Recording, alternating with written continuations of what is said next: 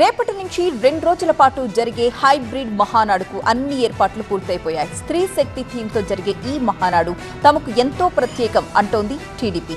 Nara Lokesh working president గా బాధ్యతలు తీసుకున్న తరువాత జరుగుతున్న తొలి మహానాడు కావడంతో క్యాడర్ నూతనోత్సాహంతో ఉరకలేస్తోంది.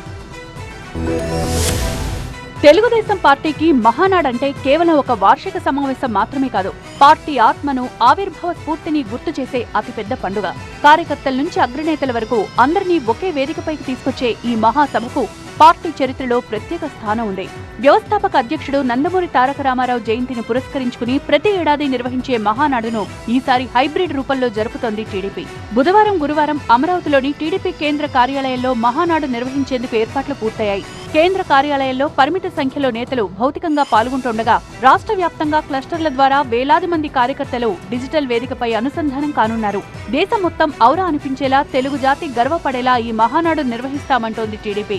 ప్రధాని మోదీ పిలుపు మేరకు ఖర్చులు తగ్గించుకునేందుకు, ఇంధన పొదుపు పాటించేందుకు హైబ్రిడ్ మోడల్లో మహానాడు నిర్వహిస్తోంది టీడీపీ. రాష్ట్ర వ్యాప్తంగా 1848 క్లస్టర్లలో భారీ ఎల్ఈడీ స్క్రీన్లు ఏర్పాటు చేస్తున్నారు నేతలు. అమరావతిలో జరిగే కార్యక్రమాలను ప్రత్యక్షంగా ప్రసారం చేస్తారు.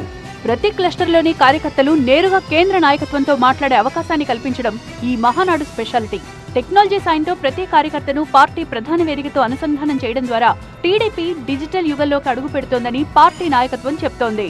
అమరావతి కేంద్ర కార్యాలయంలో పార్టీ అధినేత నారా చంద్రబాబు నాయుడుతో పాటు వర్కింగ్ ప్రెసిడెంట్ లోకేష్ పాల్గొంటారు.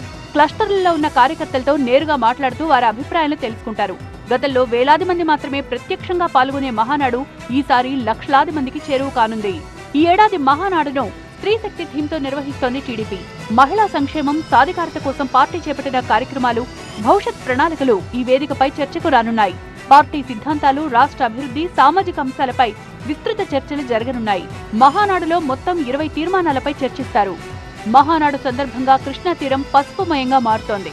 సీతమ్మవారి పాదాల దగ్గర 150 అడుగుల ఎన్టీఆర్, చంద్రబాబు, లోకేష్ల భారీ కటౌట్ ఏర్పాటు చేశారు బుద్ధ వెంకన్న. నారా చంద్రబాబు గారి నాయకత్వం